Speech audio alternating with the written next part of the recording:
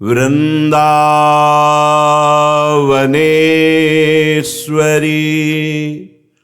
तवैव पदारविन्दम्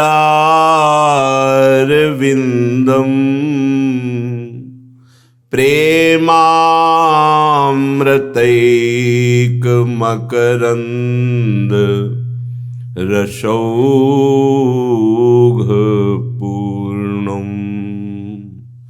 हृद्यर्पितं मधुपते स्मरतापमुग्रं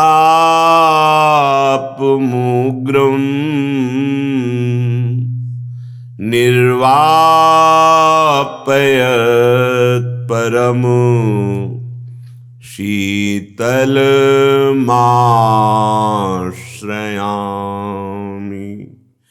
निर्वापयत् परम शीतलमाश्रयामि।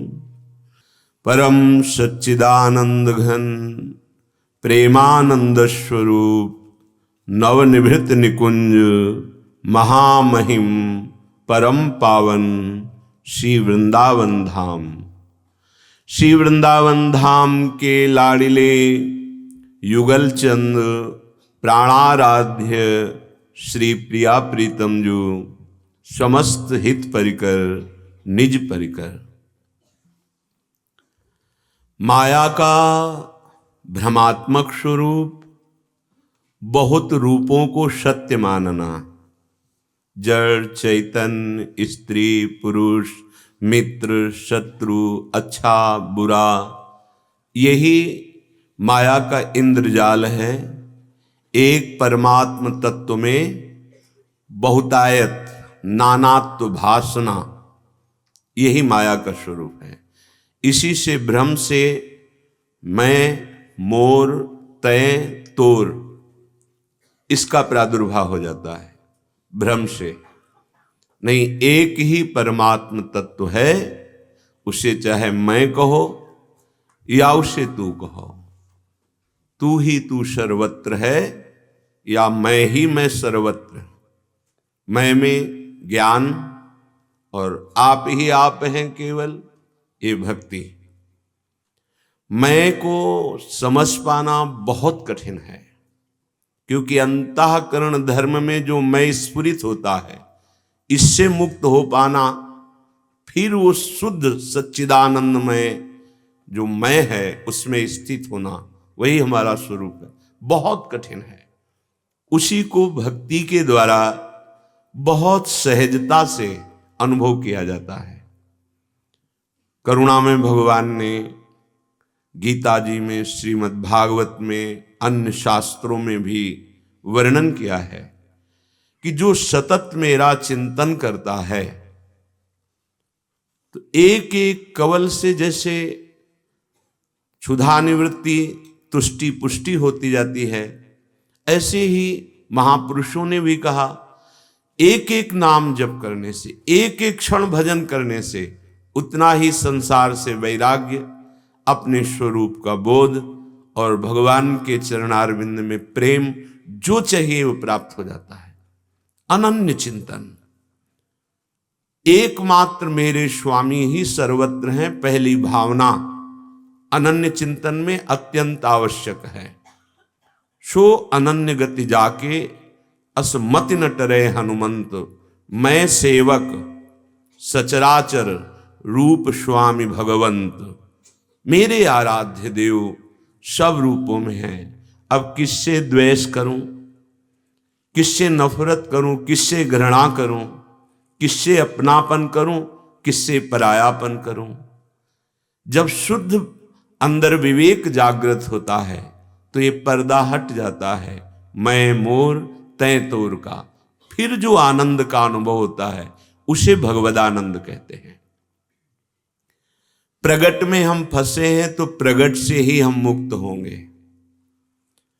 इसीलिए भगवान सच्चिदानंद वृंदावन के रूप में, सच्चिदानंद नाम के रूप में, सच्चिदानंद रूप के रूप में, सच्चिदानंद लीला के रूप में हमारा उद्धार करने के लिए स्वयं भगवान प्रकट हैं। ये धाम स्वयं श्री भगवान है, नाम स्वयं नामी श्री भगवान है, रूप स्वयं भगवान है। जैसे अपना रूप पांच भौतिक माया में, स्वरूप सच्चिदानंद में, पर प्रभु का रूप चिदानंद है, प्रभु की लीला चिदानंद है। बड़े भाग्यशाली हैं जिनको ये बात समझ में आ गई कि नाम रूप लीला धाम, इनका आश्रय लेने से ही मैं मोर तय तोर का भेद मिट जाएगा और सच्चिदानंद स्वरूप का अनुभव हो जाएगा और भगवत चरणारविंद के प्रेम से युक्त होकर लीला में प्रवेश हो जाएगा। ये सब हो जाएगा, पर निष्ठा आ जाए। निष्ठा कहते हैं कैसी भी सुखद परिस्थिति हो या भारी से भारी दुखद परिस्थिति हो, अपने प्रीतम प्रभु के प्रति तनिक भी भाव ना घटे, स्मरण ना छूटे, हृदय में प्रभु के प्रति बहुत ही कृपालुता का अनुभव हो, चाहे जितना दुख हो, चाहे जितनी विपरीतता हो, प्रतिकूलता हो। पर हम लोग चूक कर देते हैं। अनुकूलता मिलती है तो हमें अच्छा लगता है, प्रतिकूलता मिलती है तो संशय हो जाता है, पता नहीं भगवान हमें स्वीकार किए कि नहीं स्वीकार किए, नहीं तो ये दुख क्यों मिलता, प्रतिकूलता क्यों मिलती। इसे निष्ठा नहीं कहते। निष्ठावान जिस आराध्य देव का नाम रूप आश्रय लिया है, अब चाहे जैसी परिस्थिति हो, ये आश्रय नहीं छूटना चाहिए। फिर आप निकल जाओगे माया के जादू से, इंद्रजाल से। श्रीपाद प्रबोधानंद जी कहते हैं, अपि बंधु सहस्रमस्तु में बत वृंदावन नित्य सेविनः न तरामति भुक्ति मुक्तयः परतो नापि परेश भक्तयः। मुझे यदि श्री वृंदावन का आश्रय मिल जाए, यदि वृंदावन का वास मिल जाए, दो में से एक भी, तो मुझे कोई परवाह नहीं, चाहे हजारों दुख रूपी बंधन हो या ज्ञान का ही बंधन क्यों न हो, मुझे कोई परवाह नहीं। अतिशय भोग सामग्री मिल जाए या सब नष्ट हो जाए, मुझे मोक्ष मिल जाए या बंधन हो जाए, अब मुझे परवाह नहीं। इसे कहते निष्ठा। अनुकूलता को निष्ठा नहीं कहते। अनुकूलता तो जय गुरुदेव, प्राण गुरुदेव, जय वृंदावन, प्राण वृंदावन, जय स्वामिनी, प्राण लाडली। और जहां प्रतिकूलता है, जहां दुख आया, अपमान हुआ, जहां ये दिखाई दिया कि अब पहले जैसी कृपा तो नहीं रही, बस वहीं हमारा मन उदास होने लगता है, निराश होने लगता है। नहीं, निष्ठावान में ये दोष नहीं होता। कितनी बड़ी बात कह रहे हैं। आपि बंध सहस्त्र मस्तु, एक बंधन क्या, हजारों बंधन यदि मेरे हृदय में हो जाए तो भी मुझे कोई परवाह नहीं, क्योंकि वृंदावन का आश्रय ले लिया। वृंदावन का आश्रय का तात्पर्य है प्रिया प्रीतम के नाम का रटन, प्रिया प्रीतम के चरणों की शरणागति। ये धाम की कृपा से प्राप्त होता है। यदि आप राधा नाम सुन पा रहे हैं, यदि आप परम पावन श्यामा श्याम की चर्चा सिद्धांत सुन पा रहे हैं, तो वृंदावन की भूमि की कृपा से। अगर वृंदावन का आश्रय ले लिया जाए, वृंदावन कोई जड़ देश नहीं है, ये मां की तरह कृपालु है। हमारे चाहे हजारों गुण हों, हजारों दोष हों, तो वृंदावन अपने प्रभाव से हमें श्यामा श्याम से मिला देगा, अपने प्रभाव से हमारे दोष नष्ट कर देगा। विश्वास कीजिए, जो बड़ी बड़ी साधनाओं से दोषों का नाश नहीं होता, वो वृंदावन के आश्रय से, वृंदावन के वास से स्वाभाविक हो जाएगा। क्यों? क्योंकि वृंदावन रसिकों का संग प्रदान करेगा। हजारों बंधन हैं, पर हमें वृंदावन में निष्ठा हो गई है, अब कोई परवाह नहीं। हमारी भोग सामग्री बढ़े या नष्ट हो जाए, अब कोई परवाह नहीं। हमारा मोक्ष हो जाए या ना हो, इसकी भी परवाह नहीं। न बहिर्भौरे पुनर्भवाम बुद्धिमुत्तीर्य तथा भवाम बुद्धिम रससार निधान राधिकारति लीलावन में भाग्यता। तो ऐसा क्या है वृंदावन में कि ना हमें मोक्ष की परवाह है, न बंधन की परवाह है, न भोग की परवाह है, न सुख सामग्री के नाश की परवाह है। क्या मिलेगा? रससार निधान राधिका रति लीला, ये प्राप्त होगा। जो बड़ी बड़ी साधनाओं से भी प्रियाजू के चरणारविंद की दासता प्राप्त नहीं होती, महाप्रेम स्वरूप हमारी लाडली जो है, ये वृंदावन प्रदान करता है।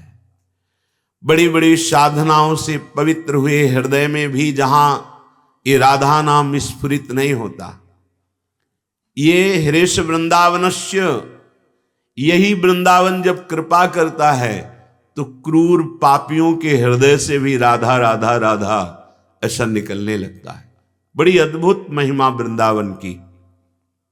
जो साधन करने पर भी सूक्ष्म अहंकार बना रहता है, वृंदावन की रजरानी की कृपा से वही अहंकार शुद्ध दासत्व में बदल जाता है। परम पवित्र अभिमान जागृत हो जाता है। हम श्री श्यामाजू के बल अभिमानी। ये महान अभिमान अखिल कोटि ब्रह्मांडपति भगवान श्री कृष्ण को भी अधीन कर लेने वाला है। जिसके अभिमान जागृत हो गया, हम श्री श्यामाजू के बल अभिमानी, हमारी श्री श्यामाजू, हमारी महारानी जू, ये जहां भाव आया तो लालजू महाराज न्योछावर हो जाते हैं, लालजू महाराज अधीन हो जाते हैं।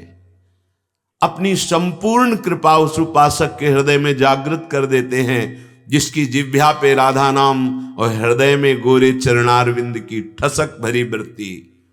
ये अभिमान भरी वृत्ति हमारे माई श्यामाजू को राज, ये वृंदावन प्रदान करता है, बाहर किसी की सामर्थ्य नहीं। पूज्य महामहिम श्री प्राणप्रिय सखी ललिताजू के अवतार श्री स्वामी हरदास जी महाराज एक हिमालय से महायोगी पधारे, महिमा सुनी थी, तो उनको लगा मैं अपना कुछ चमत्कार दिखाऊं। विविध रूप धारण करने की चेष्टा स्वामी जी महाराज के सामने करके रिझाने की कि मैं बहुत चमत्कारिक हूं। देखा स्वामी जी की दृष्टि के सामने उनका कोई चमत्कार नहीं चल रहा। फिर मोर बन गए। स्वामी जी उस समय दाना चुना रहे थे, उनके सामने भी दाना डाला और कहा जब तुम मोर बन गए हो, अब तुम्हारी गति बिगड़ेगी नहीं। मोर मेरे बन गए, प्रियाजू को रिझाने के लिए तुम मोर बन गए। हम जान रहे हैं तुम महान योगी हो, पर तुम्हें अभी तक वो रस प्राप्त नहीं हुआ जिस रस की प्राप्ति में परम विश्राम, परम आह्लाद, परम प्रेम जागृत होता है। वो तत्काल अपने रूप में आके चरणों में गिरे। स्वामी जी ने कहा अभी जिस रस का किनका भी कभी तुम्हें साधना से नहीं मिला, आज वो श्यामाजू की कृपा से तुम्हें अनुभव हो जाएगा। स्वामी जी के शिष्य बने और स्वामी जी ने उन्हें नित्य विहार रस का मंत्र दिया। सारे योग ज्ञान साधना सब उसी आनंद सिंधु की प्राप्ति के लिए है। आनंद सिंधु का सार प्रेम रस का मूर्तिमान स्वरूप लाडली जो है, लाडली जू हमें मिल जाए, लाडली जू का नाम हमें प्राण प्यारा लगे, लाडली जू की सेवा हमारा जीवन बन जाए, ये केवल वृंदावन प्रदान करेगा। विश्वास कीजिए, इसीलिए आगम निगम पुराण अगोचर हमारी लाडली जू हैं। आगम निगम पुराणों में भी आपको विस्तार से राधा यश नहीं मिलेगा, क्योंकि राधा यश ये वृंदावन भूमि प्रदान करती है, एकांतिक महाप्रेम रस। इसीलिए कह रहे ना बहिर्भव, अब मुझे इस बाहरी संसार से भी कोई भय नहीं, चाहे बहिर्मुख पुरुषों का संग हो, मेरा कुछ नहीं बिगाड़ सकते। क्यों? क्योंकि जिह्वा पे राधा नाम है। और कहे ना पुनर्भवाम बुद्धि, मुझे मोक्ष नहीं चाहिए। क्यों? क्योंकि मैं प्रेम रस में, जो लाडली जू के चरणारविंद से प्राप्त होता है, अब हम उस मार्ग में आ गए। सच्ची मानिए, प्रियाजू का भरोसा मात्र लालजू को अधीन कर लेगा, और लालजू के हाथ में अनंत ब्रह्मांडों का स्वामित्व है, फिर अपने को क्या परेशानी। जाके अधीन सदाई सांवरो या ब्रज को शिरताज, हमारे माई श्यामा जू को राज। अब हमें वो रहनी मिल जाए। श्री भोरी सखी जी प्रियाजू से प्रार्थना करती हैं, जेहि विधि तो ही अति लागो प्यारी, सो गुण तैसी रहनी दीजिए, करुणा को निहारी, जेहि विधि तो ही अति लागो प्यारी। प्यारी जू, हमें तो पता नहीं कि आप कैसे रीझती हो, कौन सा गुण होना चाहिए, कैसे स्वभाव होने चाहिए। लाडली जू, आप वो हमें प्रदान कर दो, वो गुण दे दो, वैसी रहनी दे दो, वैसा स्वभाव बना दो जिससे आप रीझ जाएं। श्री सद्गुरुदेव भगवान एक बार कह रहे थे कि आपने प्रभु के बहुत से स्वरूपों की सवारी देखी होगी, लेकिन आपने ये जाना कि प्रियाजू की सवारी क्या है? नहीं महाराज जी, हमें तो पता नहीं कि प्रियाजू की सवारी क्या है। उनका दैन्य, गुरुदेव भगवान ने कहा दैन्य, जिसके हृदय में दैन्यता आ गई, उस हृदय कमल पर प्रियाजू स्फुरित हो जाती है। श्री राधिका स्फुरत में हृदय केल सिंधु, हमारे हृदय में लाडली जू तभी प्रकट होंगी, तभी उनका प्रेम प्रकट होगा जब दैन्य आ जाए। हमारे रहनी में बहुत गड़बड़ी है, ये देहाभिमान। हम अपने इष्ट, अपने गुरुदेव से भी केवल अनुकूलता की ही चाह करते हैं, ये देहाभिमान है। ये जब तक गलित नहीं होगा तब तक आप जान ही नहीं पाएंगे कि अनुकूलता वास्तविक किसे कहते हैं। आप इंद्रिय और बाहरी व्यवहार को अनुकूलता समझते हैं। हमारी इंद्रियां जिसमें राजी हो जाएं वो भोग, बाहरी मान प्रतिष्ठा सम्मान, इसे अनुकूलता। ये तो अज्ञान है। जब आपके अंदर अहंकार देह भाव का, तभी आपको ये प्रिय लग रहा है, नहीं ये जहर है। भगवत मार्ग का पथिक कभी ये जहर नहीं पीता। सम्मानम कल्याति घोर गरलम, ये जो सम्मान है, ये जो बाहरी प्रतिष्ठा है, यश कीर्ति है, ये प्यारी जू से बहुत दूर कर देता है, क्योंकि अहम इससे पुष्ट होता है। बहुत सावधान। बड़ी वस्तु प्राप्त करने के लिए यहां छोटा बनना होता है। जो जितना छोटा बन जाता है उतनी ही बड़ी ऊंचाई पर पहुंच जाता है। यहां का उल्टा खेल है। यहां तृण से भी जो नीच हो जाता है, वो विश्वंभर भगवान भी उसके आगे हाथ जोड़ते हैं। यत किंकरी शुभसा खलु काकुवाणी, काकुवाणी माने दैन्य वचन।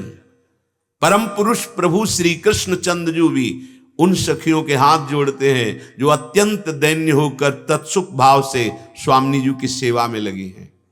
आप वही कर रहे हैं। प्रगट में स्वामी जी की जो सेवा कर रहे हैं, एक एक सेवा स्वामिनी जी के समीप पहुंच रही, सीधे स्वामिनी जी की सेवा कर रहे हैं, बस अहम ना आने पावे। अहम आ गया अगर तो वो सब सेवा ढक जाएगी। जैसे सुंदर 56 प्रकार का भोग बनाया और थोड़ा सा भी मलिन विष्ठा गिर जाए, चाहे पशु पक्षी का ही क्यों न हो, बीट गिर जाए, वो भोग लगाने योग्य नहीं होगा।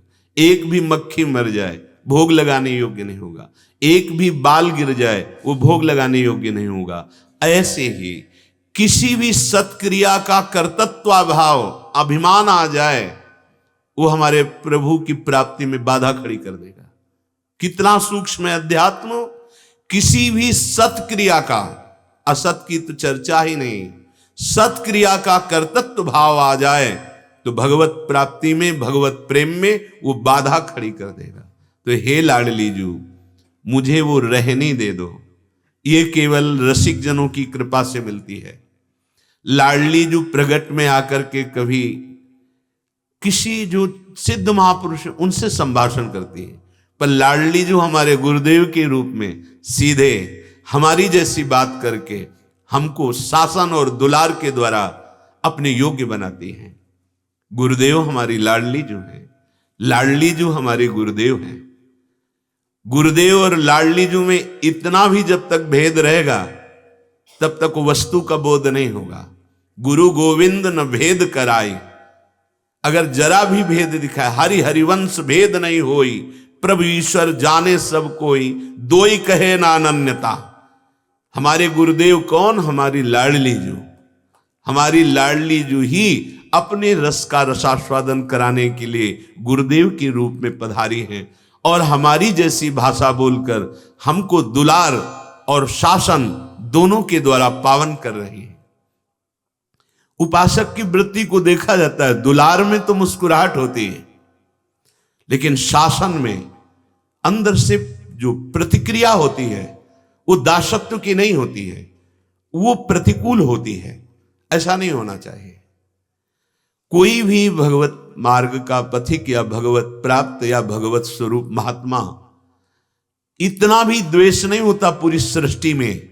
हरिवंश नाम लीन जे अजात शत्रु ते सदा, तुम्हें डांटेंगे क्यों? यदि तुम्हारे ऊपर किसी महापुरुष का शासन हो रहा है तो सच्ची कहते हैं एकांत में रुदन करना चाहिए कि ऐसे निरपेक्ष महापुरुष मुझे अपना मानते हैं। बस लाडली, ये केवल आपकी कृपा है।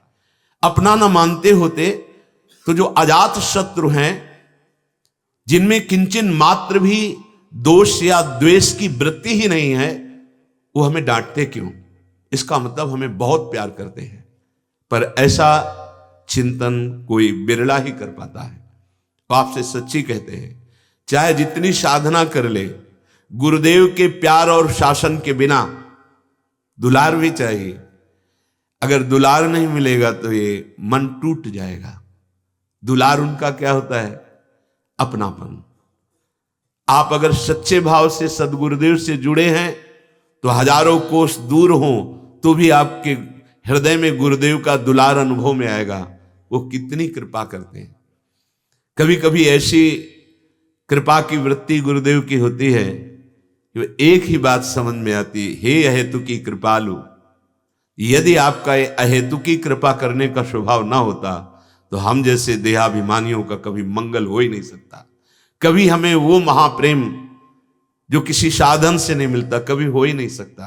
हे अहेतु की कृपालु, हमारे प्राण भी आप हो, हमारे जीवन भी आप हो, तो अब आपको दे तो क्या दे? बस आपके अधीन हैं, आपके बिके हुए हैं। अनुपम कृपा। तो हे लाडली जो, आप हमें रहने दीजिए, गुण दीजिए। तो आप इतना समझ लें, जब लाडली जो आपको गुण और रहनी देने की कृपा करेंगी तो किसी रसिक का शासन आपके ऊपर हो जाएगा। ये मन बिना शासन के सुधरता नहीं है। इसे दुलार भी चाहिए पर इसको शासन भी चाहिए। तो प्रभु जो श्री विग्रह में विराजमान है वो आपको डांटेंगे थोड़ी।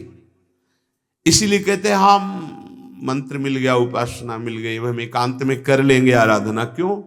क्योंकि वो डांटेंगे तो है नहीं। श्री विग्रह वो तुम्हें कुछ कहेंगे तो है नहीं। और गुरुदेव चाहे जितनी सेवा करो इसके बाद भी शासन रहेगा, डांट रहेगी, तुम्हारी सेवा की बड़ाई नहीं होगी, तो तुम्हारे अहंकार का नाश शुरू हो गया। अब वो बर्दाश्त नहीं होता अहम को। तो कोई भाग्यशाली जो होता है वो प्रतिकूल प्रतिक्रिया अंदर की नहीं होने देता। बाहर से तो बहुत ही मूड होगा जो गुरु के सामने प्रतिकूल प्रतिक्रिया करे, लेकिन अंतर में आ जाती है, ऐसा क्यों किया? औरों से तो बहुत मृदु भाषण करते हैं, हमसे तो कठोर भाषण करते हैं, जबकि हम उनकी सेवा में हैं।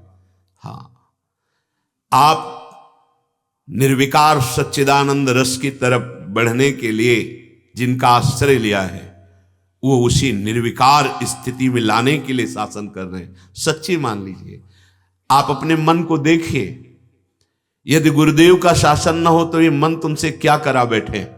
अंदर देखिए, अगर गुरुदेव का शासन न हो तो मन तुम्हें कहां ले जाकर डाल दे। बड़ी कृपा है जो गुरुदेव के शासन को कृपा मान करके बिना किसी प्रतिक्रिया के अंतर में स्वीकार कर लेते हैं। नहीं तो नेत्रों में दिखाई देती प्रतिक्रिया।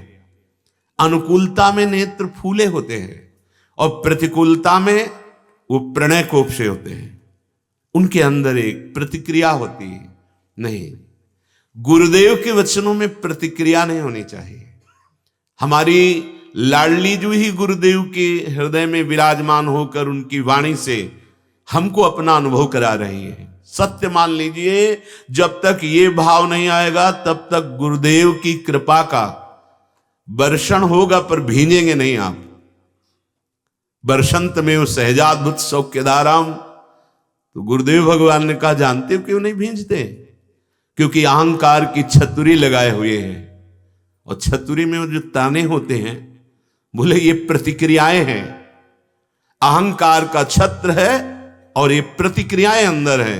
यद्यपि लाडली रूपी गुरुदेव की वर्षंत में सहजाद्भुत सौख्य धाराम, अद्भुत प्रेम सुख की वर्षा और पर भींजोगे नहीं जब तक छतुरी ना हट जाए, प्रतिक्रिया ना हट जाए।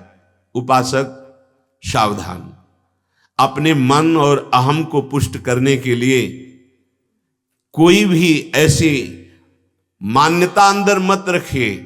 गुरुदेव जैसा आदेश कर रहे हैं अगर वैसे ही अपने जीवन को बना लो तो बाद में आपको भी नाचने का मन होगा कि आज गुरुदेव ना होते तो ये परमानंद रस ना मिलता।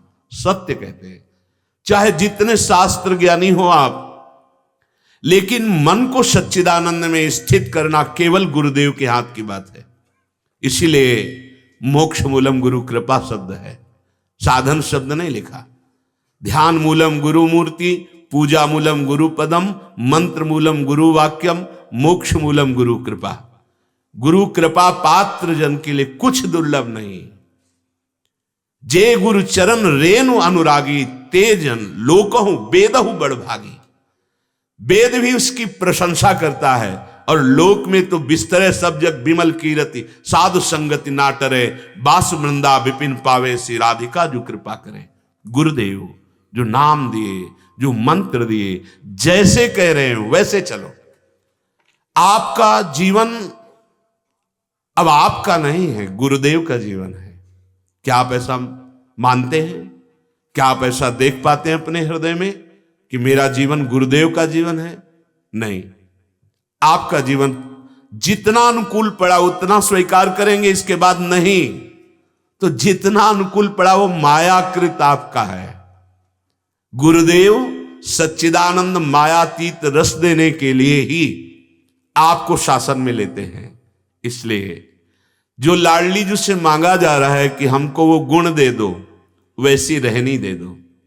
हमारी सूक्ष्म से सूक्ष्म अधम वृत्ति का नाश करके परम पावन सर्वान वस्तुतया निरीक्ष परम स्वराज, ये केवल गुरुदेव। बहुत जगह ऐसी बात देखी कि वो केवल गुरुदेव पकड़ पाते हैं और वही अपने शासन के द्वारा सुधारते हैं। तो लाडली जो हम पर प्रसन्न है, हमें गुरुदेव भगवान के शासन में रहने को मिला, निश्चित वो गुण वो रहनी आ जाएगी जिससे प्रियालाल रीझ जाते हैं। रहनी नहीं है तो फिर कुछ नहीं है। मान प्रतिष्ठा इतना बैठ गया है कि कुछ नहीं है हृदय में, परमार्थ का ककहरा नहीं आता। हम अपने को साधु मानने लगते हैं, हम अपने को बहुत महात्मा मानने लगते हैं, दूसरों पर हे बुद्धि, ये परमार्थ का स्वरूप।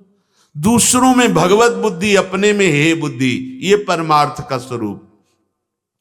हो तो तेरे हाथ बिकानी, तू एक राखन हारी। मैं तो आपके हाथ बिकी हुई हूं। ये बहुत बड़ा शब्द है। लाडली जो रूपी गुरुदेव के हाथ बिक गई मैं, ऐसा बहुत दुर्लभ उपासक के हृदय में बात आती है।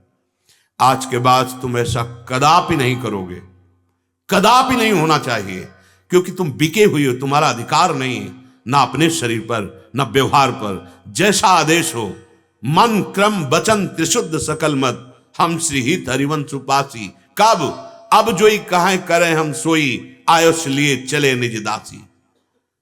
अगर हम थोड़ा भी मनमानी करते हैं तो अपना अस्तित्व रखते हैं, तो आपके हृदय में आ जाएगा कि परमार्थ पथ पर मैं आगे नहीं चल पाऊंगा। आ जाएगा आपके हृदय में, क्योंकि अब आपने हाथ छुड़ाने की बात सोच ली। हाथ छुड़ा लिया तो तुम माया की फिसलन में टिक नहीं सकते हो, बिक गया। आप जो ही कहां करें हम सो, ये बात समझ लीजिए अच्छे से। अगर परमार्थ पथ पे चलना है तो बिकना है लाडली जू के हाथ में। यहां भोरी सखी कह रहे, पूज्य श्री रूपलाल गोस्वामी जी महाराज कह रहे हैं, जैसी रूपलाल हित हाथ बिकानी, तो निधि पाई मन मानी। मेरे बल श्री वृंदावन रानी। मेरा बल प्रगट श्री लाडली जू हो गई है। मेरा बल क्या है? लाडली जू। कब? जब उनके हाथ में बिक गया। बिक जाने का मतलब इस शरीर, इस मन, प्राण, वचन, इस पर मेरा अधिकार नहीं, गुरुदेव का है, लाडली जू का है। अब जोई जोई प्यारो करे सोई मोई भावे, परमानंद का स्रोत खुल गया। लेकिन ऐसा नहीं हो पाता। इसीलिए हमारे अंदर वृंदावन रस समुद्र में रहते हुए भी रस का किनका नहीं जागृत हो रहा। देखो, ये साधना से नहीं होता। साधना इसलिए बराबर की जाती है कि कर्म का वेग है। अगर आप सत कर्म नहीं करेंगे तो असत कर्म होने लगेंगे। बकाये रस कृपा से प्रकट होता है। भगवान प्रेम बंधन में बंध जाते हैं। यशोदा मैया लालजू को पकड़ने के लिए दौड़ी, लालजू आगे भाग रहे हैं, थोड़ा अंतराय है, पकड़ नहीं पा रहे। पीछे मुड़ के देखा, पसीना आ गया है भाल देश पर, बेणी की पुष्प गिर रहे हैं, स्थूल शरीर, मैया थकित हो गई, लाला पकड़ में आ गया। क्या समझे? जब तक दौड़ने की सामर्थ्य पकड़ में नहीं आएंगे, पर दौड़ना पड़ेगा। और वो देख लिया कि दौड़ते दौड़ते थक गया, तो स्वयं वो पकड़ में आ जाते हैं।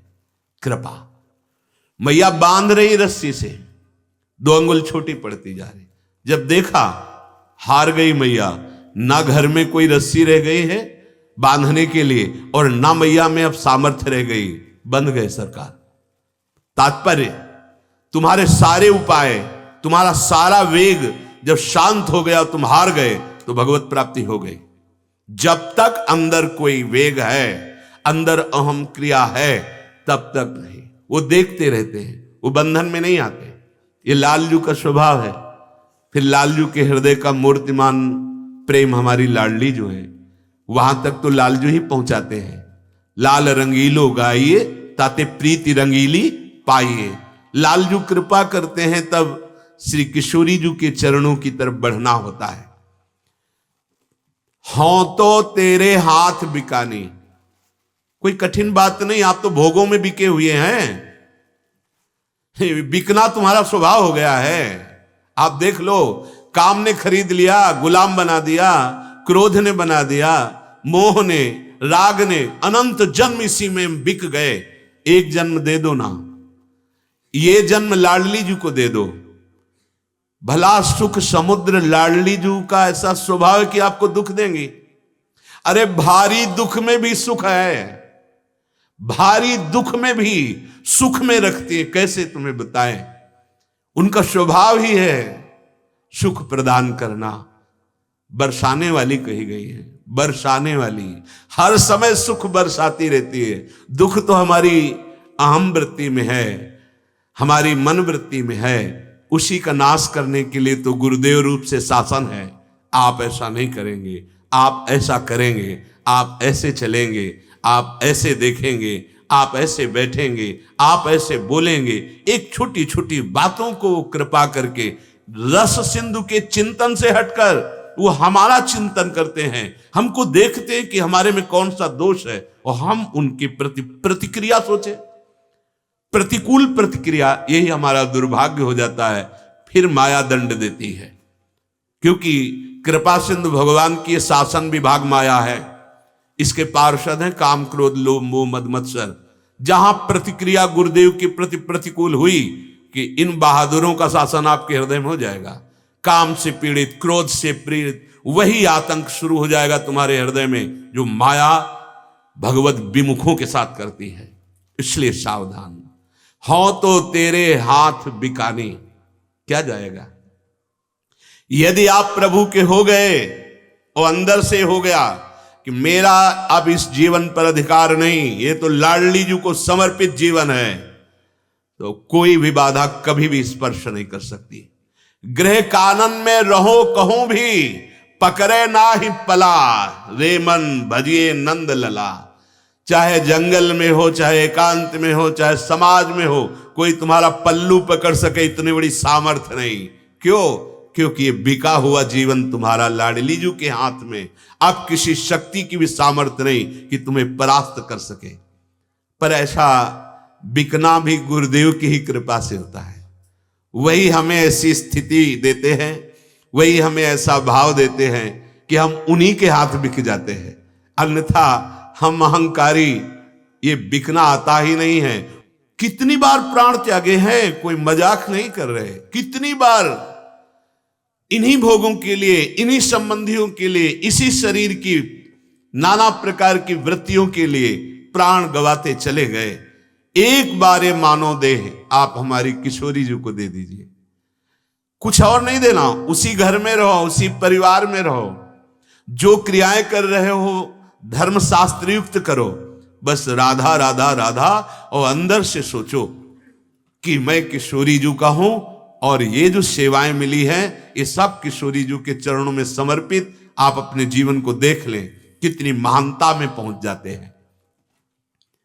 तेरी सहज रीझ नित चाहो और सुकाज कहारी, कोटि प्राण तेरे पग पर वारों, छिन्हु देखी छटारी, जेहि विधि तू ही अति लागो प्यारी। प्यारी जू, बस हमारे हृदय में एक ही बात है कि आप मुस्कुरा दो, आप राजी हो जाओ। हे गुरुदेव भगवान, बस एक ही चाहत है, आप मुस्कुरा दो। जब हमारा प्राण समर्पित, चित्त समर्पित हो जाता है तो अधिक प्रीति मन भा संदेहा, अधिक प्रेम होने पे मन में संदेह हो जाता है। नाराज है क्या? कोई गलती हो गई क्या? आज ये मुस्कुरा के क्यों नहीं देख रहे हैं? आज इन्होंने हमारी तरफ देखा नहीं, क्या हमसे कोई गलती हो गई? हर क्षण उपासक समर्पित होते हुए बार बार समर्पित होता रहता है, बार बार शरणागत होता रहे। इस सुख को वही जानता है जो समर्पित है। हमारे इष्ट का, हमारे गुरुदेव का स्वभाव है, कभी छोड़ नहीं सकते। प्यारी जो आपकी रीझ चाहती हूं, ये वृंदावन धाम है, प्रेम मार्ग। यहां सब अपनी वासनाओं की पूर्ति के लिए प्रयासरत रहते हैं, लेकिन प्रेमी जन क्या कह रहे हैं? केवल आपकी मुस्कुराहट चाहते हैं। आप एक बार कृपा करके मुस्कुराते हैं हमारे सामने, बस हमारा जीवन सार्थक हो गया। अब हमें कुछ नहीं, आपकी रीझ चाहिए। और सो काज कहारी, और मुझे किसी से कोई संबंध नहीं। देखो ये विशुद्ध प्रेम का मार्ग है। जैसे मीरा जी कहती, मेरे तो गिरधर गोपाल दूसरों न कोई। आप वृंदावनवासी राधा उपासी, ये ठसक आ जानी चाहिए। और सो काज कहारी नहीं, हमारी लाडली जो से जो बने सो बने, हमें और किसी की तरफ नहीं देखना। अनन्यता, रसना कटो जो अन रटो, निरख अन फुटो नयन, श्रवण फुटो जो अन सुनो, श्री राधा जस बैन। ये बात आ जानी चाहिए। और अगर लाडली जू के प्रति अनन्यता आ गई तो आप समझ रहे हो, जितनी शक्तियां सब लालजू के ही अंश से प्रकाशित हैं। आप देखो कृष्ण अवतार में भगवान जगदम्बा जी को आदेश करते हैं, जाओ बलराम जी का कर्षण करो रोहिणी जी के गर्भ में, और तुम स्वयं यशोदा के पार्श्व में कन्या के रूप में विराजमान हो। इस समय मैं स्वयं अवतरित हो रहा हूं। तुम्हारा चामुंडा, दुर्गा, अंबा आदि नाम से भगवान स्वयं आदि, ये सब भगवान ही अपनी शक्तियों के रूप में प्रकाशित हो रहे। और अनंत शक्तियों के स्वामी प्रभु हमारी लाडली जी के प्रेमाधीन है। हमारे लिए कुछ दुर्लभ है, समझ आ जाए केवल इतनी, तेरी सहज रीझ नित चाहो। आप मुस्कुरा दिए ना, बस हमें और कुछ नहीं चाहिए। भोग मोक्ष ये सब नहीं, प्रेमी जन ये सब नहीं चाहते। अभी वो हृदय में वासना का भूत है, वो उतर जाए, फिर आप देखिएगा वृंदावन रस का। कोटि प्राण तेरे पग पर वारों, लाडली जू करोड़ों प्राण अगर होते, है ही नहीं करोड़ों प्राण। स्थूल में 5 प्राण कहे जाते हैं और सूक्ष्मता में 10 प्राण कहे जाते हैं, 10 ही प्राण है। अगर करोड़ों प्राण होते तो हे स्वामिनी जो आपके चरणों में न्यौछावर कर देती। किस पर? एक बार केवल मुस्कुरा देने पर। प्रेम समुद्र लाडली जू, भोरी दृग भरी दर्शन दीजय, मांगो गोद पसारी। बस एक बार आप हमारे दृष्टिगोचर हो जाओ।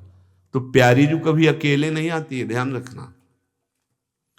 श्री हरिवंश सुरीत सुनाऊं, श्यामा श्याम एक संगाऊं, छिने कबहुन अंतर होई, प्राण सुएक देह दोई। कभी ऐसा नहीं हो सकता कि हमारी स्वामिनी जो अकेले, इसीलिए जैसे अकेले स्वामिनी जी की कोई छवि दिखाता है तो हमारे नेत्र नहीं जाते, नहीं, हमारी स्वामिनी जी पलक झपकने के लिए भी अपने प्रीतम से विलग नहीं होती। श्यामा श्याम एक संगाऊं, छिनी कबहु न अंतर होई, प्राण सुएक देह दोई। ऐसा कैसे हो सकता है कि प्यारे जू नहीं हो, प्यारी जू विराजमान है? ऐसा नहीं हो सकता। राधा संग बिना नहीं श्याम, और श्याम बिना नहीं राधा नाम। छिन छिन प्रति आराधत रहीं, राधा नाम श्याम तब कहें। हमारी प्यारी जो प्यारे जो जब कभी दर्शन देते हैं तो गलबई हादी, मनो मृणाल भूषण भूषित भुज, श्याम अंश पर डारी। श्री लालजू महाराज को बार बार रसिक जनों ने कहीं नहीं मांगा कि आप दर्शन दे दो, प्यारी जू से कह रहे। क्यों? क्योंकि जहां प्यारी जू वहीं लालजू महाराज। एक क्षण के लिए कभी वो स्वयं कहते हैं, ये अली प्रिया बदन अंबुज रस अटके अनत न जात, कहा कहो इन नैनन की बात। मैं प्यारी जू के रूप से एक सेकंड के लिए भी पलक झपकने का वियोग नहीं, नेत्रों से भी। अरे और तो और बात जाने दो, अगर नेत्र रूप का दर्शन कर रहे हैं तो श्री अंगों में विरह संचार होता है। यदि हृदय से श्री अंग स्पर्श हो रहे हैं तो नेत्रों में विरह संचार होता है। ये हमारे प्यारी जू प्यारे जू का प्रेम रंग है। ऐसी जी होत जो जी सो जी मिले, तन सो तन समाय लियो तो देखो कहा हो प्यारी।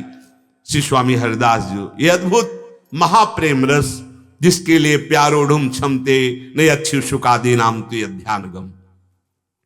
अब इस रस की प्राप्ति के लिए ये चाह होना कि एक बार केवल हमारे हृदय में ये प्रबल चाह है कि आप मुस्कुराते हुए एक बार, मैं गोद पसार करके मांग रही हूं लाडली, एक बार मेरे सामने आ जाओ। ये भाव तभी आएगा जब हमारे अंदर विशुद्ध भक्ति का जागरण हो, प्रेम भक्ति का जागरण हो। ये केवल बातों से नहीं पूर्ण होने वाला। नातेन राज परितोषा क्षुधा शांतिर्वा। हम राजा के महल की बात सुन लिया, राजा का वैभव की बात सुन लिया, तो हम राजा तो नहीं बन गए ना।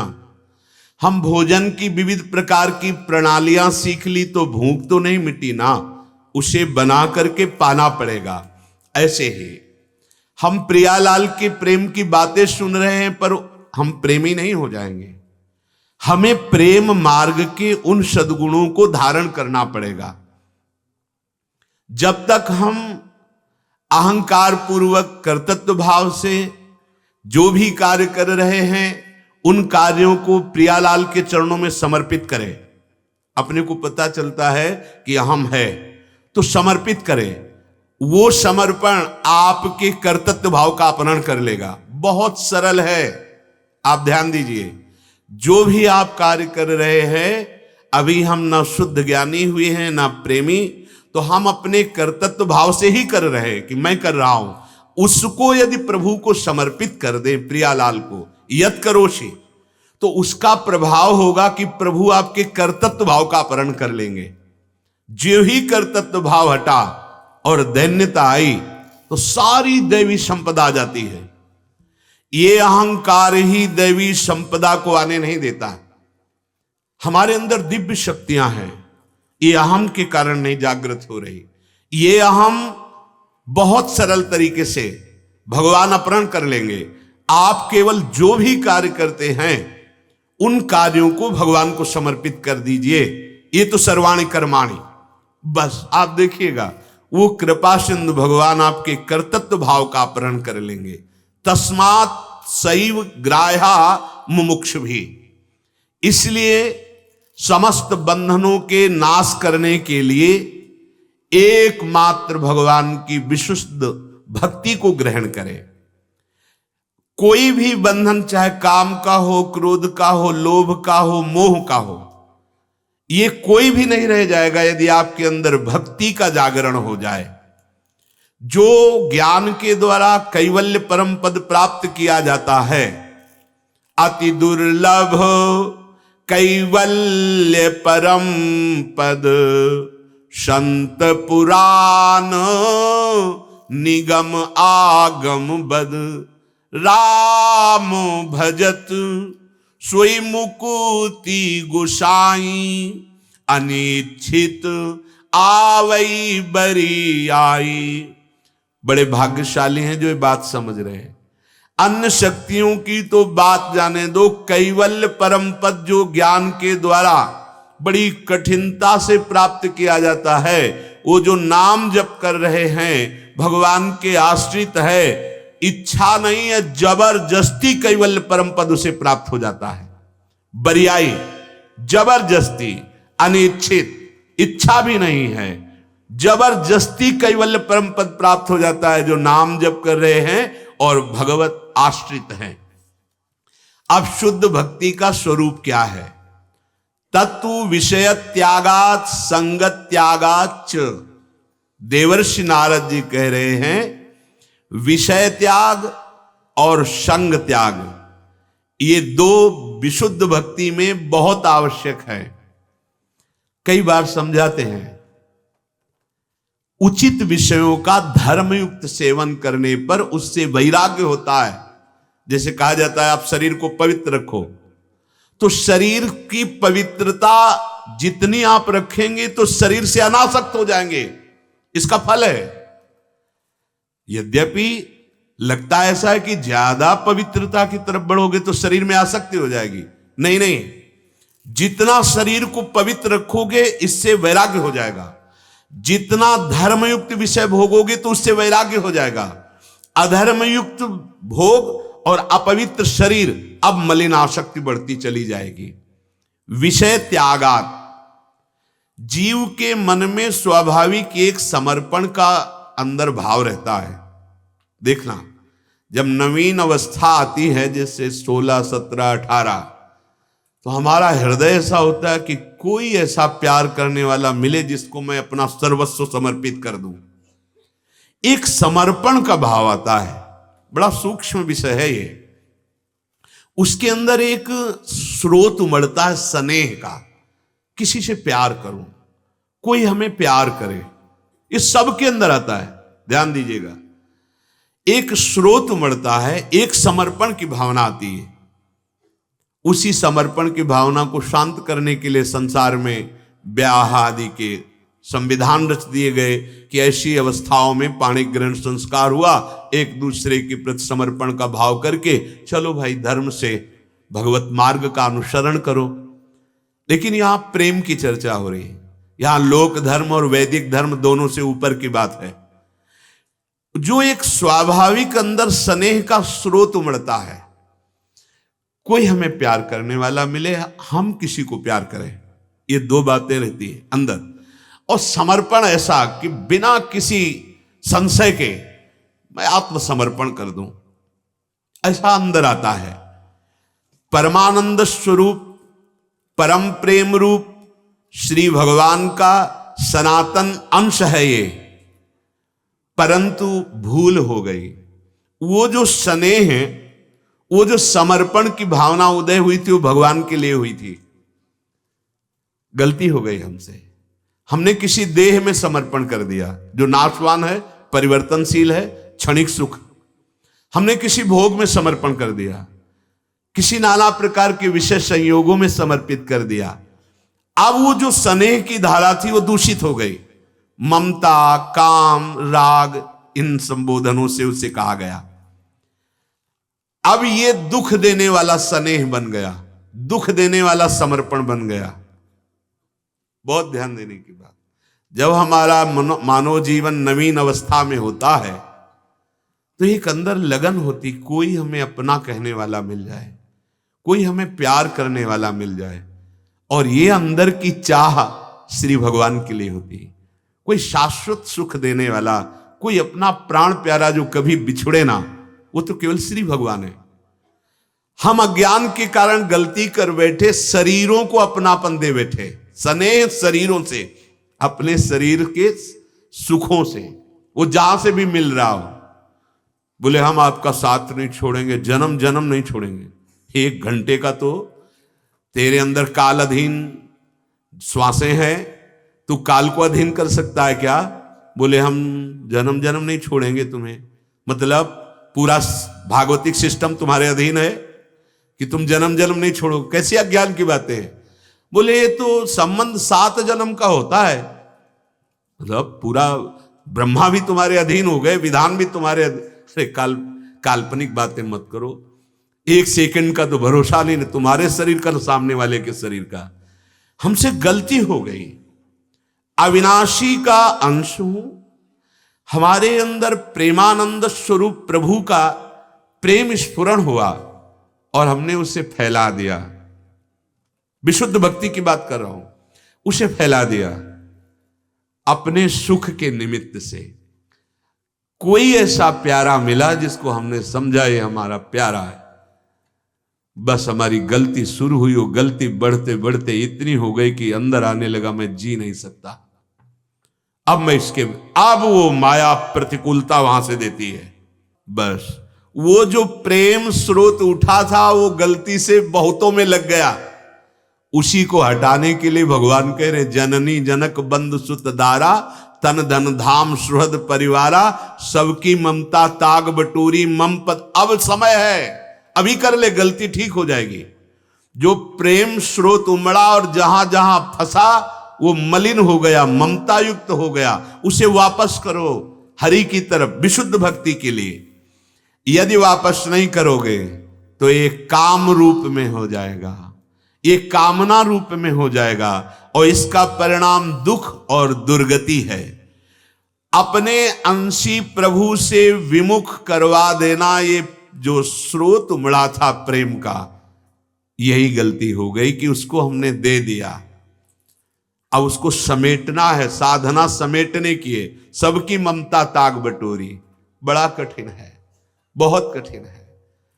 प्रेम स्रोत एक बार किसी पे लग जाए तो लाख बार वो अपमान करे फिर भी वही मन जाएगा। इसकी धारा ऐसी होती है। देख लो आप, ये जो शास्त्रीय शब्द है अपने आचरणों में, जीवन में देख लो, जहां जहां प्रेम किया वहां परिणाम में आपको दुख मिलेगा, और दुख सहते हुए उसी में आसक्त होने का मन होगा, उसी में आसक्त होने का। अब कोई गुरु कृपा पात्र ही उस प्रेम गति को पलट करके प्रभु की तरफ, प्रियालाल की तरफ कर पाएगा। यही साधना हो रही। ईश्वराभिमुख करने की आवश्यकता है। जो हमारा प्रेम फैल गया, फैले सो जमाना समिटे सो आशिक, प्रेम गली अति साकरीता में दो न समाए, समेटो अपने प्रेम को इस नाशवान शरीरों से। नहीं हो पाएगा तो गुरुदेव का आश्रय लो, वो समिटा देंगे, बड़े कृपालु। एक बार एक नवीन अवस्था का साधक किसी महापुरुष की सेवा में जाता था, बड़ा भाग्यशाली। अब उसका जब ब्याह हुआ तो जो स्रोत था वो पूरा समर्पित हो गया।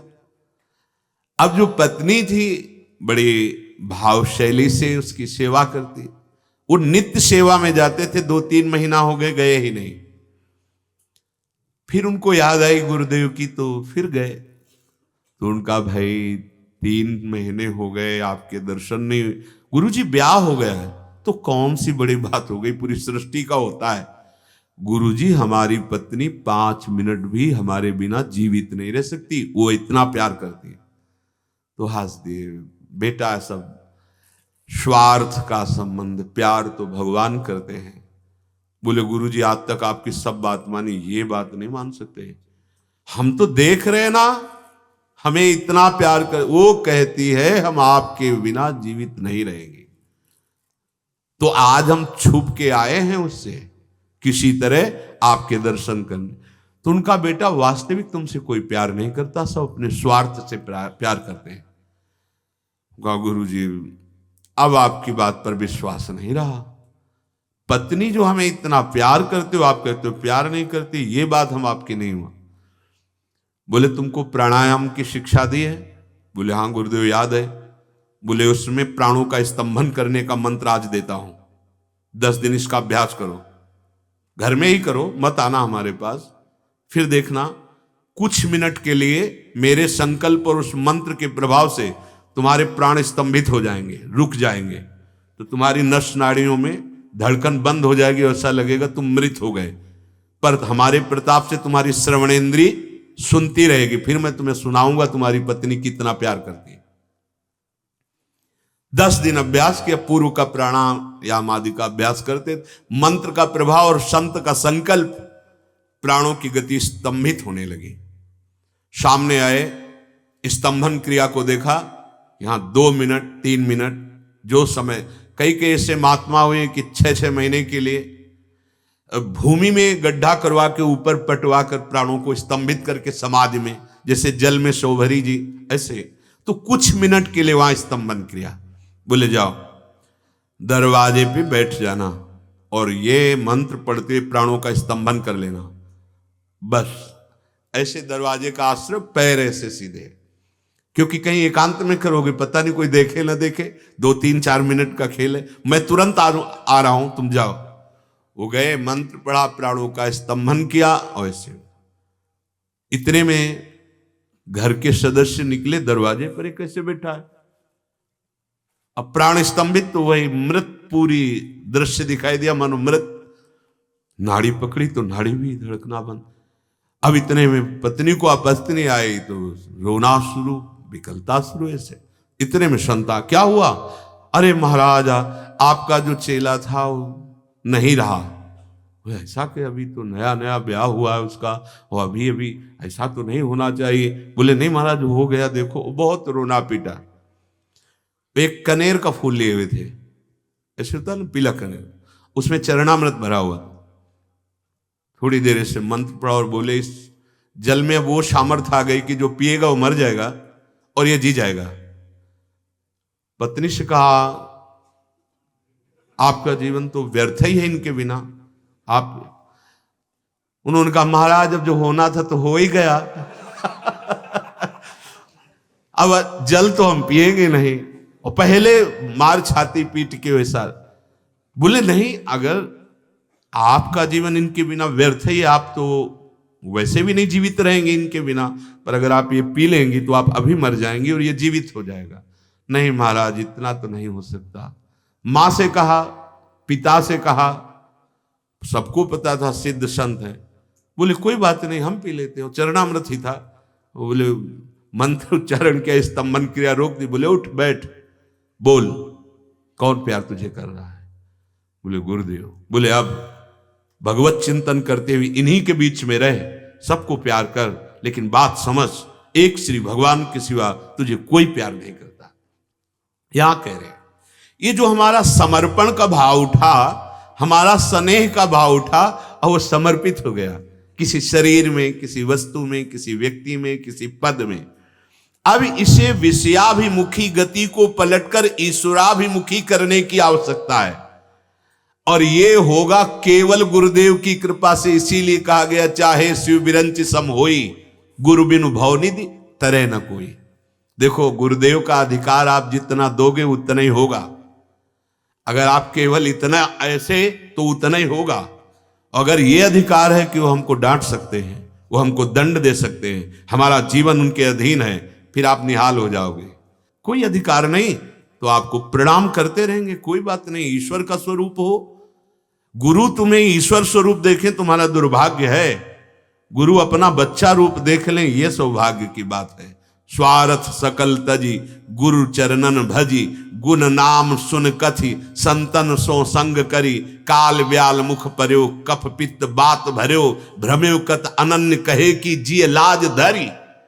सेवक जी महाराज कह रहे काहे स्वार्थ में आकर के ये जो परम पद मिलने जा रहा है उसका अपमान कर रहे हो। कह दिया गया तुम्हें ये जीवन में नहीं करना तो प्राण चाहे निकल जाए नहीं करना। गुरु वचनों पर, गुरु वचनों का अनादर, मनमानी आचरण, कैसे आपका ईश्वराभिमुख भाव आएगा? कैसे आएगा? ये तो विषयों की तरफ चलता जाएगा, माया की तरफ चलता जाएगा।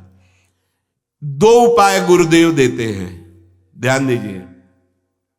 हमारा जो स्नेह, हमारा जो समर्पण माया में हो गया है उसको मायापति में लाना है, विशुद्ध भक्ति।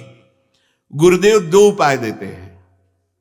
पहली आज्ञा, धर्म युक्त विषय का सेवन, अधर्म से कभी विषय का सेवन ना होने पावे। विषयों का स्वरूप से भी त्याग कर दो, मनमानी आचरण नहीं होने चाहिए। अगर आप वैराग्य मार्ग में हो तो संपूर्ण विषयों का त्याग, भगवत समर्पित प्रसाद वस्त्र आदि से जीवन यापन, निरंतर भगवत चिंतन। गृहस्थ में हो तो जितनी सीमा में बांधा गया है धर्मयुक्त, उतनी सीमा में, उसके विरुद्ध आचरण नहीं होना चाहिए, पहला। और दूसरा, अंदर से किसी भी विषय की चाह ना उत्पन्न होने पावे उसके लिए निरंतर नाम जप। ये दो साधन बहुत जोर के हैं। विषयों का धर्मयुक्त सेवन गृहस्थाश्रम और नाम जप। विरक्त के लिए विषयों का स्वरूप से त्याग और उसकी आसक्ति का भी त्याग, इसलिए निरंतर नाम जप। जो अमर्यादित मन चाही वाणी बोलता रहता है, मन चाहे विषय भोग करता रहता है, वो नाटक कर सकता है भक्ति का, विशुद्ध भक्ति नहीं जागृत होगी, ध्यान रखना। भक्ति हृदय का विषय है, बड़ा गूढ़ विषय है। आजकल भक्ति को एक स्वांग बनाया जा रहा है, नाटक बनाया जा रहा है। भला स्नू पाउडर लगा करके श्री कृष्ण को रिझाया जा सकता है? ए भाई, इधर उधर की ये सब जो आजकल वृत्तियां चली ना, या से चूड़ी पहन ली, मुछ मुड़वा ली, दाढ़ी मुड़वा ली, ऐसे पाउडर लगा ली, ऐसे वैसे, और हम गोपी अपने को कहें यार, ये सब विषय नहीं है। महापुरुषों की लंगोटी लगी हुई, पूरे शरीर में रज, सूखे टुकड़े खाए और गोपी भाव को प्राप्त हुए। श्री कृष्ण स्थूल देह, कारण देह, सूक्ष्म देह, तीनों देहों का जो राग त्याग किए हुए उस पर प्रसन्न होते हैं। ये चेहरा सजाने से नहीं होते। श्री जी का दासत्व का चिन्ह, श्री जी का चरणामृत, श्री जी का चंदन, श्री जी के प्रसादी वस्त्र, श्री जी का उच्छिष्टामृत, ये हमारा जीवन है। हमें ऐसे चलना है। मनमानी ये ठीक नहीं, जो बढ़ रहा है ठीक नहीं, मनमानी बिल्कुल आचरण नहीं ठीक है। प्रभु के लिए नाचना, प्रभु के लिए गाना, एकांत कमरा बंद करो अपना, कोई तुम्हें देख ना पावे, जिसे नहीं जरा सा संगीत बजा दो, नहीं। अगर हमारे लक्ष्य में केवल प्रिया प्रीतम तो ही हम नाचेंगे, नहीं नहीं नाचेंगे। अगर हमें ये कि कोई हमें दूसरा देखे और वो नहीं होगा, केवल अपने प्रभु के लिए। कोई स्वांग ऐसा मत करो जो विशुद्ध भक्ति से अलग कर दे। इस शरीर के राख की धज्जियां उड़ानी है, इसको ज्यादा प्यार नहीं करना, ये नष्ट हो जाएगा, आज नहीं तो कल नष्ट हो जाएगा। काम बना लो। अमर्यादित विषयों का जो भोग करता है कभी भक्ति को नहीं धारण कर सकता। देखो, आपको महकुआ साबुन लगाओगे, महकुआ तेल लगाओगे, और ऐसे इनमें सब रजोगुण भरा हुआ है। ये रजोगुणी चीजें आपके अंदर काम वासना पैदा कर देंगी, आपके अंदर गंदी बातें पैदा कर देंगी। ऐसे थोड़ी विरोध किया जाता है। सात्विक सेवन करो। अगर आपको बाल धोने तो सात्विक प्रयोग करो, सात्विक वस्तुएं। पहले रीठा आदि से एकदम निर्मल बाल साफ हो गए। अरे भाई, भागवतिक सौंदर्यता बढ़ाओ। इस त्वचा को सजाने से क्या होगा? रज का सेवन करो, नाम जप करो, परमार्थ मार्ग के पथिक बनो। हाँ, उचित ठीक है ऐसे कभी, लेकिन अगर आप ये सब सौंदर्य प्रसाधन ये सब, तो आपकी भक्ति की बात जाने दो, काम वासना बढ़ जाएगी। ये रजोगुण से काम बढ़ता है, और ये सब रजोगुण बढ़ाने वाले। भाई, जिनको संसार मार्ग में दौड़ना है दौड़ने दो, आप तो सत्संगी हो। आप अगर छोटी छोटी बातों पर ध्यान नहीं देंगे तो आपकी वासनाएं बढ़ने लगेंगी। हम किसके लिए चमड़ा चिकना करें? किसके लिए? प्रियालाल हमारी चमड़े से रीजेंगे? अरे भाई, हो तो भाववश्य भगवान भजी सदा राधारवन। वो भाव देखते हैं। भाव कैसे बनेगा? रजरानी से सद्यो वसीकरण चूर्ण मनंत शक्तिम तम राधिका चरण रेणु मनुष्मरामी। मान लो हमारी बात। यहां जिसके चरणामृत पड़ता है, जिसके शरीर में रज लगी है, मुख में नाम है, वो लोगों को तारण करने वाला महात्मा बन जाता है, चाहे पैंट शर्ट में हो। बात समझ लेना। एक कल दर्शन हुए थे अधिकारी के, जेल के कैदियों को राधा नाम और सत्संग, स्वयं बैठ करके वो सत्संग सुनवा रहा है। और क्या है, वो महात्मा नहीं है जिसके प्रभाव से सैकड़ों कैदी राधा राधा बोले। रोम रोम एकदम पुलकित हो गया देख के कि धन्य है, वर्दी में है, लेकिन वो महात्मा है। अगर स्वयं महात्मा ना होता तो ऐसा प्रभाव कैसे अपने कैदियों को सत्संग सुनाए, कैसे भगवन्ना। वही हम आपको प्रार्थना करना चाहते हैं। महात्मा का केवल बाहरी वेश ही नहीं होता, महात्मा का स्वभाव होता है। आप सब महात्मा हैं यदि आप नाम जप करते हैं, आप पवित्र भाव से रहते हैं, रजोगुण तमोगुण से बचते हैं, सतोगुण का सेवन करते हैं, आप महात्मा हैं। अमर्यादित विषयों का संग्रह और भोग इस मार्ग के पथ में आने ही नहीं देगा। विशुद्ध भक्ति के मार्ग में ध्यान रखना, तभी बहुत तरह से लीलाएं प्रकट होने लगती है। उदार चरिता नाम वसुधैव कुटुंबकम, पूरा विश्व हमारा है भगवत भाव से। ये सब नहीं तो खिसक करके वहीं पहुंच जाओगे जहां से निकलने के लिए चले थे। माया का बहुत विचित्र स्वरूप है। हम सबको प्रार्थना करते हैं, दूसरों की सेवा करना, धर्म से चलना, इंद्रियों को शासन में रखना, कहीं निषेध नहीं। लेकिन अपनी इंद्रियों को छूट देकर ऐसे बहानेबाजी करोगे तो फिसल कर वहीं चले जाओगे। बिल्कुल अनुभव की बातें हैं, बड़े बड़े महापुरुषों की बातें हैं। उनको शासन में लेने के लिए इंद्रिय और मन को बहुत होश में, इसलिए एकांत सेवन बहुत सावधानी पूर्वक। विद्वानमपि कर्षति बलवान इंद्रिय ग्रामो, इंद्रियां बड़ी बलवान है। विषयाशक्ति अंदर तब तक बनी रहती जब तक भगवत साक्षात्कार नहीं होता। बहुत बड़ी भूल अंदर बैठी हुई है उपासक के। विशुद्ध भक्ति में पहुंचने के लिए सावधान। अगर आपका मन कामासक्त है तो कभी भी किसी भी तरह से एकांत सेवन न किया जाए इन सब बातों को लेके। बहुत सावधान। बलवान इंद्रिय ग्रामो विद्वानमपि कर्षति। भगवान की प्राप्ति के लिए भोक्ता भाव भगवान को दिया जाता है, अपने प्रसाद पाते हैं। बस ध्यान रखा, भोक्ता भाव तुम्हारे अंदर बैठेगा तो दुर्गति की तरफ जाओगे। भोक्ता भाव प्रभु को समर्पित किया गया और हम प्रसाद भोक्ता बने। प्रसाद एकमात्र प्राणाधार भगवान सर्वभोक्ता हैं। हम अपने समस्त पदार्थों, अंगों, संबंधों के सहित भगवान की शरण में हैं। हमारा सब कुछ श्री भगवान का है। एकमात्र परम पुरुष वो है, संपूर्ण प्रकृति उनकी है। मेरा कुछ नहीं, मेरे तो सिर्फ श्री भगवान हैं। यदि ये कोई कहे कि ये तो बहुत ऊंची स्थिति की बात कह रहे हो, तो इस ऊंची स्थिति की बात कहकर तुम बचना चाहते हो, साधन काल में विषयों का भोग करना चाहते हो, तो उत्तर सुन लो। तुम भक्त नहीं हो, दुर्गति के मार्ग में चल रहे हो, पक्की बात है। भक्ति में स्वांग, दंभ, पाखंड बिल्कुल नहीं होना चाहिए। आप अपने धर्मानुसार चले, थोड़ा भी नाम जप करें तो उन्नति प्रारंभ हो जाएगी। लेकिन भक्त का स्वरूप बना करके और धर्म के विरुद्ध आचरण करना और फिर आपके ऊपर कृपा हो जाए, भक्ति हो जाए, नहीं, सावधान रहिएगा। ये नौटंकी नाटक का मार्ग नहीं, ये सत्य का मार्ग है। सच्चिदानंद भगवान एक एक पल तुम्हें देख रहे हैं, इसीलिए बहुत समय व्यतीत होने पर भी आनंद नहीं, वही जलता हुआ हृदय दिखाई देता है। क्योंकि वाणी और उसकी दृष्टि क्रूरता टपकती है। भले आपको बहुत सौम्य दिखाई दे, लेकिन भागवतिक दृष्टि से जब देखो तो उसका हृदय क्रूरता टपका रहा है। क्यों? वासना का भूत अभी मरा नहीं है, मनमानी आचरण हो रहे हैं। शरीर विषय भोग में यदि लगा है, मन विषयों का चिंतन कर रहा है, तो प्यारे भक्ति किससे कर रहे हो?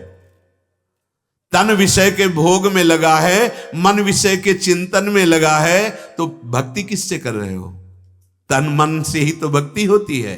अतएव विशुद्ध भक्ति प्राप्त करने के लिए गृहस्थ है तो अधर्मयुक्त भोग को छू मत लेना, धर्मयुक्त भोगों का सेवन करो। और विरक्त है तो धर्म और अधर्म दोनों, अधर्मयुक्त विषय का तो संभावना ही नहीं, और उसका धर्म है कि जो भी भोग शरीर के लिए हैं वो पहले प्रभु को अर्पित करो। अमनिया प्रभु को अर्पित होता है, हम प्रसाद पाते हैं, तो उसके लिए धर्मयुक्त भोग भोक्ता नहीं है, उसके भोक्ता तो आराध्य देव हैं। जो विषयों का चिंतन करता रहता है, नियम है कि वो शरीर से विषय भोग करेगा ही, नहीं बच सकता। इसलिए मन से सावई मनः कृष्ण पदारविंदयो, प्रभु का चिंतन, उसी में आसक्ति। विषयान ध्यायतश्चित्तम विषयेषु विसज्जते, मामनुस्मरतश्चित्तम मय्येव प्रविलीयते। जो विषयों का चिंतन करता है, मन विषयों में आसक्त हो जाता है। जो मेरा चिंतन करता है वो मेरे में आसक्त हो जाता है। प्रभु में आसक्त हो जाना ही भक्ति है, विषयों में आसक्त हो जाना ही दुर्गति है। मन को सब दोष देते हैं कि मन बड़ा नीच है, उसकी कोई गलती नहीं है। तुमने जहां उसे लगाया है वहां वो लग गया है। ऐसा अनुभव किया गया कि मन एक बलवान व्यक्ति जैसा समझो, पर उसकी आंखें नहीं है, वो देख नहीं पाता। उसको जो पकड़ा दो, बहुत अच्छी पकड़ है, वो छोड़ेगा नहीं, जो पकड़ा दो, ऐसा मन है। क्योंकि मन की आंखें हैं बुद्धि, वो स्वयं नहीं देख सकता, बुद्धि जो दिखाती वही देख पाता है।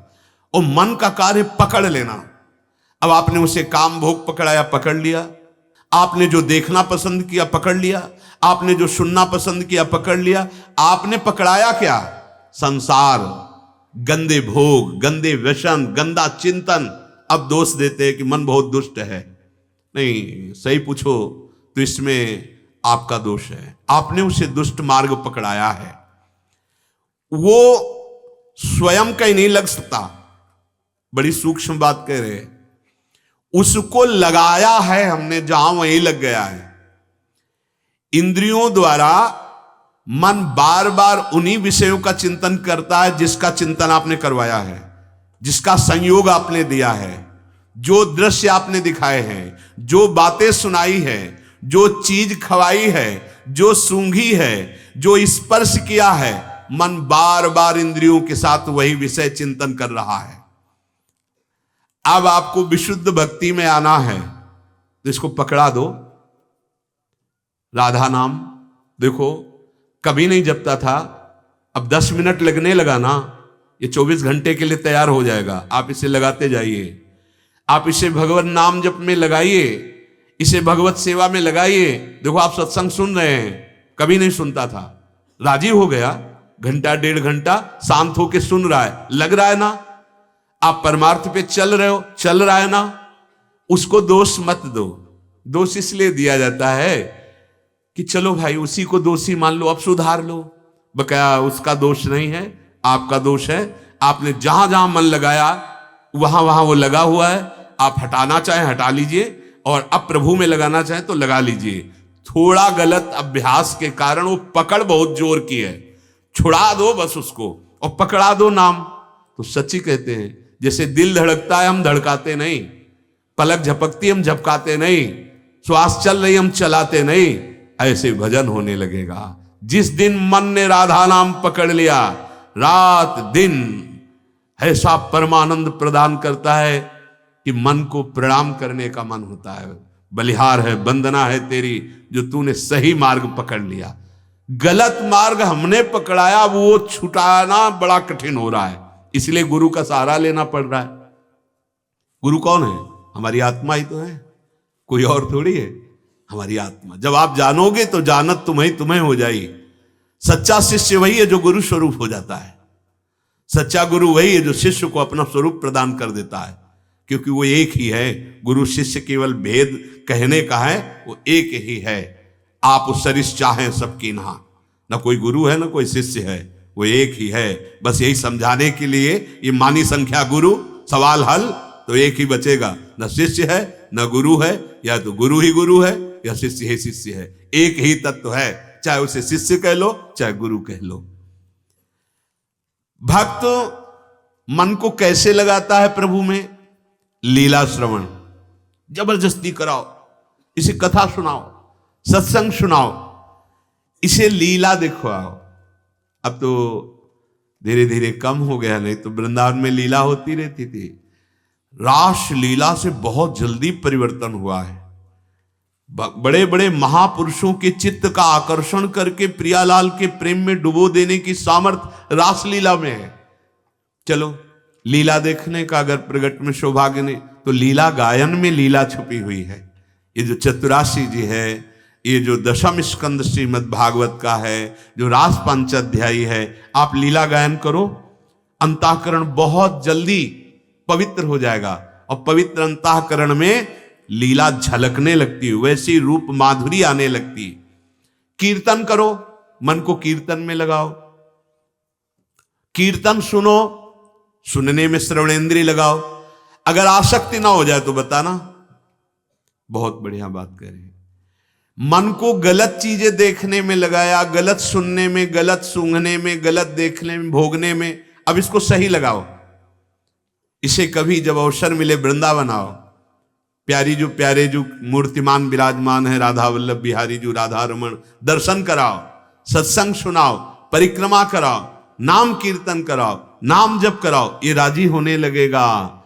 पहले राजी नहीं होगा क्योंकि उधर स्वाद लगा हुआ है, थोड़ा समय लगेगा, और जब राजी हो जाएगा तो आप छोड़ नहीं पाएंगे। जैसे आप 10 मिनट नाम जप करें और उस समय कोई आपको विक्षेप पहुंचाने लगे तो आपका मन बर्दाश्त नहीं करेगा। यार 10 मिनट तो हम नाम जप करते, इसी समय तुम्हें बात करनी, मतलब मन को अच्छा नहीं लगा 10 मिनट में विक्षेप। देखो पकड़ लिया, 10 मिनट पकड़ लिया। हम धीरे धीरे 12 मिनट, 15 मिनट, 18 मिनट, 20 मिनट इसको पकड़ाते चले जाएं। नाम, सत्संग, भगवत लीला गायन, सेवा। भगवान के प्रति प्रतिकूल कोई आचरण ना होने पावे। श्री कृष्ण अनुकूलेन प्रतिकूलस्य वर्जनम। यदि इतना विचार तुम्हारे मन में आ जाए तो बहुत ऊंचाई पे पहुंच गए। यार, हमसे कोई गुरु के प्रतिकूल या आराध्य देव के प्रतिकूल आचरण न बनने पावे। अगर आपका ये भाव ढीला रहा तो मन पूर्वाभ्यासी है, वो भगवान से हटा के भोग में फिर फंसा देगा। ध्यान दीजिए, वो बड़े भाग्यशाली उपासक हैं जिनकी उपासना में मन को लगाते लगाते ये बात आ गई कि अब प्रतिकूल आचरण तो नहीं करेंगे, हम चाहे प्राण त्याग दें, अब नहीं करेंगे। अगर ये आपने नियम ले लिया तो बच जाओगे, नहीं पूर्वाभ्यासी मन आपको प्रभु से हटाकर भोगों में फिर फंसा देगा, क्योंकि उसका अभ्यास है। इसलिए इसको फंसाओ। चिंतन, कीर्तन, भगवत सेवा, संत सेवा, संत संग, भगवत चरित्र, संत चरित्र और अनुकूल विषयों का सेवन, इसमें फंसाओ मन को। भगवत चिंतन, भगवन नाम कीर्तन, भगवन नाम जप, भगवत सेवा, संत सेवा, सत्संग, भगवद अनुकूल विषय का सेवन, भगवद अनुकूल विषय का सेवन। आप देख लेना, आपका मन चाह करके भी फिर विषयों में नहीं जाएगा। सब भोग पास हैं पर मन अब नहीं जाएगा। अगर इसमें फंस गया, बहुत जल्दी फंसाने का उपाय करो, नहीं तो काल कब हमारे को नष्ट कर दे पता नहीं। ये मन इसी में फंसेगा। फिर ध्यान दीजिए, और कोई बहुत शास्त्रों की साधनाएं हैं, मत समय लगाइए, क्योंकि सब अनुभव की बात। भगवत चिंतन, नाम कीर्तन, नाम जप, भगवत सेवा, साधु सेवा, सत्संग, भगवद अनुकूल विषय का सेवन, क्योंकि जल पीना, भोजन पाना, वस्त्र धारण करना, ये सब विषय के अंतर्गत ही है, ये सब विषय पदार्थ ही है। भगवद अनुकूल जो हम प्रभु को अर्पित कर सकें वही हम सेवन करेंगे।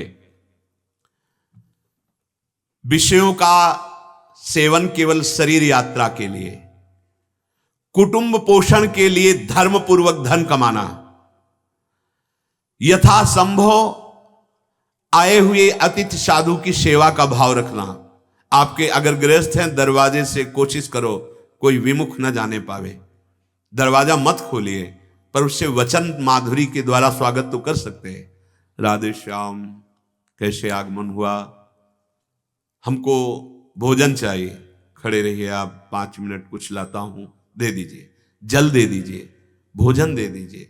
आप अंदर मत बुलाइए, अगर आप पहचान नहीं है तो मत बुलाइए, पर आप कठोर वचन, निरादर, तिरस्कार मत। हमारी श्रद्धा नहीं है कि हम रुपया दे सकें।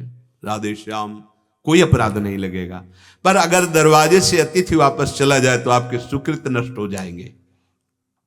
इस प्रकार से यदि चला जाए तो हमारे हृदय का जो स्नेह उमड़ा था, भोगों में और व्यक्तियों में चला गया था, वो लौट करके श्री हरिप्रिया में आ जाएगा, प्रभु में आ जाएगा, श्यामा श्याम में आ जाएगा। विषयाशक्ति और विषय अब दोनों आपको नहीं खींच सकते। जो ही ऐसा हुआ तो मयि अर्पितात्मनः सभ्य निरपेक्षस्य सर्वतः मयात्मना सुखम यत्तत् कुतः स्यात् विषयात्मनाम। ओहो, श्री भगवान की वचन। मुझ में जिसका चित्त लग गया, अब कौन सा ऐसा भोग है कि उसको खींच सके? नहीं खींच सकता। त्रिभुवन में कोई ऐसा भोग नहीं है कि भगवत चित्त आत्मा को घसीट सके, जिसका मन, जिसका चित्त प्रभु में लग गया है। क्योंकि मैं स्वयं उसके हृदय में सुख स्वरूप से स्फुरित हो जाता हूं। अब उसे बाहरी सांसारिक सुख कैसा दिखाई देता है? रमा बिलास राम अनुरागी तजत बमन जिम जन बड़भागी। वो बड़भागी जनों के सामने समस्त भोग सामग्री ऐसे दिखाई देती है जैसे बमन। कोई बमन नहीं खाना चाहेगा। ऐसे त्रिभुवन का भोग कोई उसे भगवान के चिंतन से हटाकर अपना चिंतन करा दे, ऐसा नहीं हो सकता। तभी तो लिखा है नारायण स्वामी ने कि ब्रह्मादिक के भोग सब विषम लागत ताई, नारायण ब्रज चंद की लगन लगी है जाई।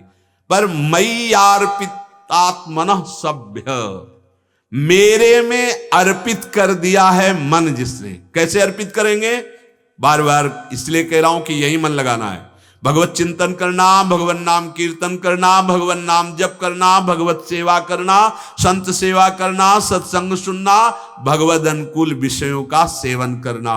यदि हम इनमें मन लगा पाए तो एक स्थिति ऐसी आ जाएगी कि हमारे मन के सामने दुनिया के भोग हो तो मन चलेगा ही नहीं भोगने के लिए। जैसे बमन खाने के लिए मन नहीं होगा, ऐसे हो ब्रह्मादिक के भोग सब विषम लागत आए। तो हम अपने मन को सच्चिदानंद प्रभु के अभ्यास में, इन्हीं के अभ्यास में लगाए। अभ्यास योग युक्तेन चेतसा नान्यगामिना, हमारा चित्त प्रियालाल के सिवा कहीं जाए ना, तो विशुद्ध भक्ति हमारे हृदय में जागृत हो गई। हमारा मन कहीं और ना जाए, यही विशुद्ध भक्ति का स्वरूप है। वो विशुद्ध भक्ति का स्वरूप प्रभु को अधीन कर लेता है। भक्ताधीन मनः प्रभु को कहा गया है, भक्तों के अधीन हो जाते हैं प्रभु। कितना बड़ा सुख! अखिल कोटि ब्रह्मांडों का स्वामी जब हमारे हृदय में निरंतर सुख दे रहा है, फिर बाहर माया जनित सुख की इच्छा नहीं। हमारा मानव जीवन की पूर्णता अपने मन को प्रभु के नाम में, प्रभु के चिंतन में लगाएं, प्रभु के आश्रित रहें। शेष चर्चा आगे। श्री राधा वल्लभ लाल की।